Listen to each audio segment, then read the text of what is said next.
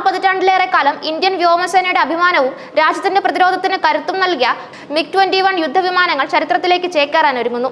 2025 September 19 ഛത്തീസ്ഗഡിലെ വ്യോമതാവളത്തിൽ വെച്ച് 23 squadron അവസാനത്തെ MiG-21 വിമാനത്തിന് ആചാരപരമായ യാത്രയയപ്പ് നൽകും. ഈ ദിവസത്തോടെ പറക്കും ശവപ്പെട്ടി എന്ന് വിളിപ്പേരുണ്ടായിരുന്നിട്ടും സേവന കാലയളവിൽ പങ്കെടുത്ത യുദ്ധങ്ങളിലെല്ലാം മുന്നിൽ നിന്ന് പോരാടിയ ഈ ഐതിഹാസിക പോരാളി പൂർണ്ണമായും ഇന്ത്യൻ ആകാശങ്ങളിൽ നിന്ന് നിലത്തിറങ്ങും. ഒരു കാലത്ത് ഇന്ത്യൻ വ്യോമസേനയുടെ നട്ടെല്ലായിരുന്ന MiG-21 തദ്ദേശീയമായി വികസിപ്പിച്ച തേജസ് Mk-1A യുദ്ധവിമാനത്തിന് വഴിമാറും. കൂടുതൽ ആധുനിക സംവിധാനങ്ങളുടെ പരിഷ്കരിച്ച തേജസിന്റെ വിതരണത്തിലുണ്ടായ കാലതാമസമാണ് MiG-21 വിമാനങ്ങളുടെ പ്രവർത്തനകാലം നീട്ടിക്കൊടുത്തത്. MiG-21 വിമാനങ്ങൾ വിരമിക്കുന്നതോടെ ഇന്ത്യയുടെ യുദ്ധവിമാനങ്ങളുടെ എണ്ണം 29 കുറയും. ഇത് 1960-കൾക്ക് ശേഷമുള്ള ഏറ്റവും താഴ്ന്ന നിലയാണ്.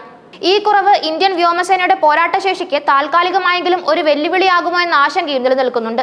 1963-ലാണ് MiG-21 ഇന്ത്യയുടെ വ്യോമസേനയുടെ ഭാഗമാകുന്നത്. അന്നത്തെ സോവിയറ്റ് യൂണിയനിൽ നിന്ന് ഇറക്കുമതി ചെയ്ത ഈ വിമാനങ്ങൾ ഇന്ത്യയുടെ പ്രതിരോധ രംഗത്ത് ഒരു പുതിയ അധ്യായത്തിന് തുടക്കം കുറിച്ചു. ശീതയുദ്ധകാലത്ത് സോവിയറ്റ് യൂണിയന്റെയും പാശ്ചാത്യ ശക്തികളുടെയും സൈനിക സാങ്കേതിക വിദ്യ ലോകമെമ്പാടും വ്യാപിക്കുന്ന സമയത്താണ് ഇന്ത്യ MiG-21 സ്വന്തമാക്കുന്നത്. ഏകദേശം 900 MiG-21 വിമാനങ്ങളാണ് ഇന്ത്യ സ്വന്തമാക്കിയത്. ഇതിൽ ഏകദേശം 660 എണ്ണം ഇന്ത്യയിൽ തന്നെ ഹിന്ദുസ്ഥാൻ എയറോനോട്ടിക്സ് ലിമിറ്റഡ് ലൈസൻസ് നിർമ്മാണത്തിലൂടെ ഉൽപ്പാദിപ്പിച്ചു. ഇത് ഇന്ത്യയുടെ തദ്ദേശീയ പ്രതിരോധ ഉൽപാദന ശേഷിക്ക് വലിയ ഉത്തേജനം നൽകി. ദീർഘകാലം സേവനത്തിലുണ്ടായിരുന്ന യുദ്ധവിമാനമെന്ന നിലയിൽ MiG-21 സേവന കാലയളവ് ഇന്ത്യൻ ഉപഭൂഖണ്ഡത്തിലെ നിരവധി നിർണായക യുദ്ധങ്ങൾക്കും സംഘർഷങ്ങൾക്കും സാക്ഷ്യം വഹിച്ചു. MiG-21 വിമാനങ്ങൾ ഇന്ത്യൻ വ്യോമസേനയുടെ പുതിയ ശക്തിയായി ഈ യുദ്ധത്തിൽ ആദ്യമായി പങ്കെടുത്തു.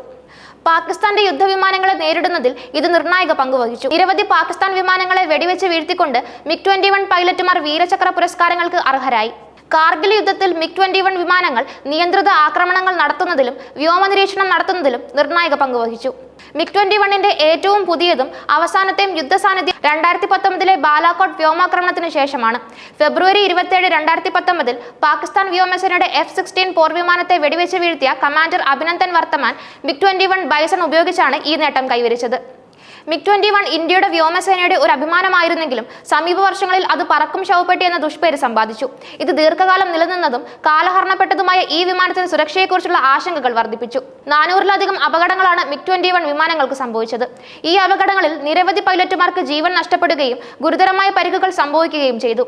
കാലക്രമേണ MiG-21 വിമാനങ്ങളിൽ ചില നവീകരണങ്ങൾ വരുത്തിയിട്ടുണ്ടെങ്കിലും അടിസ്ഥാന രൂപകൽപ്പന പഴയതായതിനാൽ ആധുനിക യുദ്ധവിമാനങ്ങളുമായി മത്സരിക്കാൻ അവയ്ക്ക് കഴിഞ്ഞില്ല. ചില അപകടങ്ങൾക്ക് ഘടനാപരമായ തകരാറുകൾ ഒരു കാരണമായിട്ടുണ്ടെന്ന് വിദഗ്ധർ ചൂണ്ടിക്കാട്ടുന്നു. ഈ അപകടങ്ങൾ പൊതുജനങ്ങളിൽ വലിയ ആശങ്കകൾക്ക് വഴിവെച്ചു. പൈലറ്റുമാരുടെ സുരക്ഷയെക്കുറിച്ചും വ്യോമസേനയുടെ ആധുനികവൽക്കരണത്തെക്കുറിച്ചും ചോദ്യങ്ങൾ ഉയർന്നു. ഈ സാഹചര്യത്തിലാണ് MiG-21 വിമാനങ്ങളെ ഘട്ടം ഘട്ടമായി പിൻവലിക്കാനുള്ള തീരുമാനം വരുന്നത്. MiG-21 വിരമിക്കുന്നതോടെ ഇന്ത്യൻ വ്യോമസേനയുടെ പോരാട്ടശേഷിക്ക് പുതിയ കരുത്ത് പകരാൻ തേജസ് Mk-1A വരും. നൂതന റഡാർ സംവിധാനങ്ങൾ, ഇലക്ട്രോണിക് വാർഫെയർ സ്യൂട്ടുകൾ, ഗ്ലാസ് കോക്പിറ്റ് എന്നിവ തേജസിന്റെ സവിശേഷതകളാണ്. തേജസ് Mk-1A വിതരണത്തിലുണ്ടായ കാലതാമസം കാരണം MiG-21 വിമാനങ്ങളുടെ സേവനകാലം നീട്ടേണ്ടി വന്നു എന്നത് ഒരു വെല്ലുവിളിയായിരുന്നു.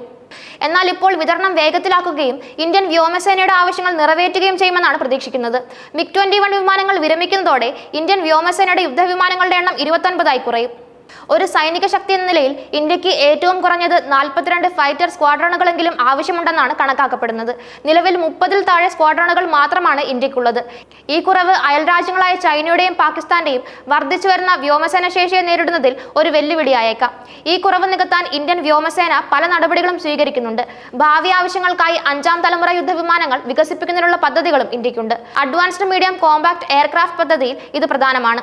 സാങ്കേതിക വിദ്യയുടെ പ്രാധാന്യം, വിമാനങ്ങളുടെ ആധുനികവൽക്കരണം, പൈലറ്റുമാരുടെ പരിശീലനം എന്നിവയെക്കുറിച്ചെല്ലാം ഇത് ഓർമ്മിപ്പിച്ചു. MiG-21 വിരമിക്കുമ്പോൾ ഇന്ത്യൻ വ്യോമസേന ഒരു പുതിയ യുഗത്തിലേക്ക് കടക്കുകയാണ്. തദ്ദേശീയമായി വികസിപ്പിച്ച തേജസ് പോലുള്ള വിമാനങ്ങൾ ഉപയോഗിച്ച് ആത്മനിർഭര ഭാരതം എന്ന ലക്ഷ്യത്തിലേക്ക് മുന്നേറാനാണ് ഇന്ത്യ ലക്ഷ്യമിടുന്നത്. സെപ്റ്റംബർ 19 ഛത്തീസ്ഗഡിലെ വ്യോമതാവളത്തിൽ MiG-21 ആചാരപരമായ യാത്രയയപ്പ് നൽകുമ്പോൾ അത് വെറുമൊരു വിമാനത്തിന് വിടവാങ്ങൽ നൽകുകയല്ല, മറിച്ച് ഇന്ത്യൻ വ്യോമസേനയുടെ ചരിത്രത്തിലെ ഒരു സുപ്രധാന അധ്യായത്തിന് തിരശീല വീഴ്ത്തുകയാണ്.